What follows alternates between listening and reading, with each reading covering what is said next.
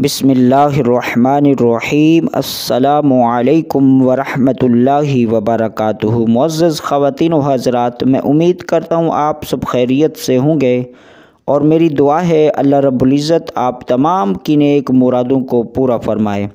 प्यारे नाज़रीन, आज की वीडियो में मैं आप हज़रात को एक मुख्तसर सा और मुजर्रब अमल बताऊँगा।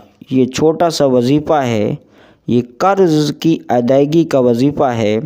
दोस्तों, अगर किसी पर बहुत ज़्यादा लाखों में करोड़ों में कर्ज़ हो तो अल्लाह रब्बुल इज़्ज़त के फ़ज़ल व करम से इस दुआ की बरक़ात से आपका वो कर्ज़ अदा हो जाएगा। दोस्तों, आपको वजीफ़ा बताने से पहले आपको एक हदीस सुनाता हूँ। ये जो दुआ मैं आपको बता रहा हूँ ये जामे तिर्मिज़ी में बयान की गई।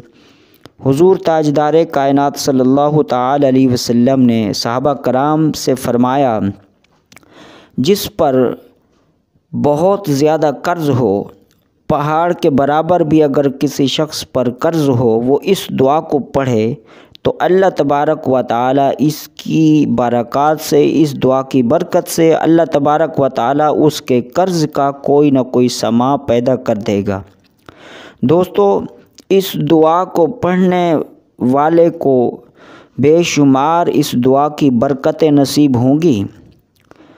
इस दुआ की बरकत से अल्लाह तबारक व तआला उसके रोज़गार में ऐसी बरकत फरमाएगा कि वो सोच भी नहीं सकेगा। उसके वहम व गुमान से भी बाला तर होगी ये बात। अल्लाह तबारक व तआला उसको इतना अता फ़रमाएगा, उसके रोज़गार में इतनी बरकत फ़रमाएगा कि उसका वो जितना भी कर्ज़ होगा, चाहे करोड़ों में हो, लाखों में हो, पहाड़ के बराबर भी क्यों ना हो, तो वो फरमाया गया कि पहाड़ के बराबर भी अगर किसी शख्स का कर्ज़ होगा तो इस दुआ को पढ़ने वाले का वो कर्ज़ उतर जाएगा। अल्लाह रब्बुल इज़्ज़त उसकी गैब से मदद फरमाएगा। इससे पहले कि दोस्तों मैं आपको वो वजीफ़ा बताऊं, वो छोटी सी दुआ बताऊं कि किस तरह पढ़नी है, आने वाले नए दोस्तों से गुजारिश है कि हमारे इस चैनल को सब्सक्राइब कर लें और बेल को भी प्रेस कर दें। दोस्तों, वो दुआ ये है, अल्लाहुम्मा अक्फ़िनी बिहलालिका अन हरामिका व अग़निनी बिफ़द्लिका अम्मन सिवाक।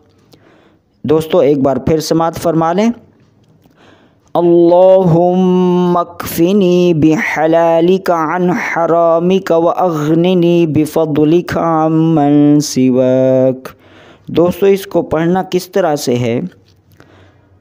पहले तो नमाज़ों की पाबंदी आपने ज़रूरी करनी है।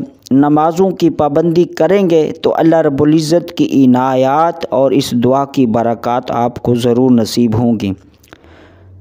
या तो आप हर नमाज के बाद इसको 11 बार पढ़ लें, एक ये है। फिर उसके बाद अपने मकसद के लिए दुआ करें, अल्लाह रब्बुल इज़्ज़त की बारगाह में दुआ करें कि या अल्लाह मुझ पर बहुत बड़ा कर्ज़ है, अपनी नज़र इनायत फरमा, अपनी रहमत फरमा, अपना करम फरमा, अपना फ़ज़ल फरमा, गैब से मदद फरमा, मेरा कर्ज़ ये उतर जाए। तो अल्लाह रब्बुल इज़्ज़त उस पर करम फरमाएगा, कोई ना कोई समा पैदा कर देगा।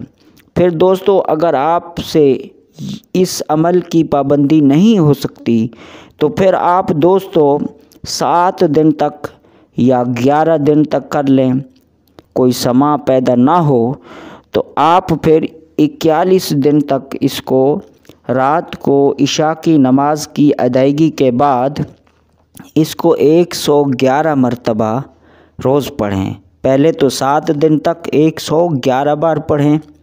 अल्लाह तबारक व तआला का ज़रूर फ़ज़ल व करम होगा, कोई हल हो जाएगा, कहीं से गैब से मदद होगी, आपके लिए कोई हेल्प हो सकती है, किसी भी तरह की कोई भी कहीं से आपको हेल्प मिल सकती है, कोई आपके लिए सबब बन जाएगा नौकरी का या रोज़गार का। इसी तरह दोस्तों, अगर 11 दिन तक नहीं कर सकते 7 दिन तक कर लें। 7 दिन में भी कोई सबब ना बने फिर 11 दिन कर लें, फिर इसी तरह बढ़ाते जाएं, 41 दिन तक कर लें। तो अल्लाह रब्बुल इज़्ज़त का फ़ज़ल व करम आपको ज़रूर नसीब होगा। दोस्तों, ये था हमारा आज का वजीफ़ा। मिलते हैं एक नए टॉपिक के साथ। अस्सलामु अलैकुम व रहमतुल्लाहि व बरकातुहू।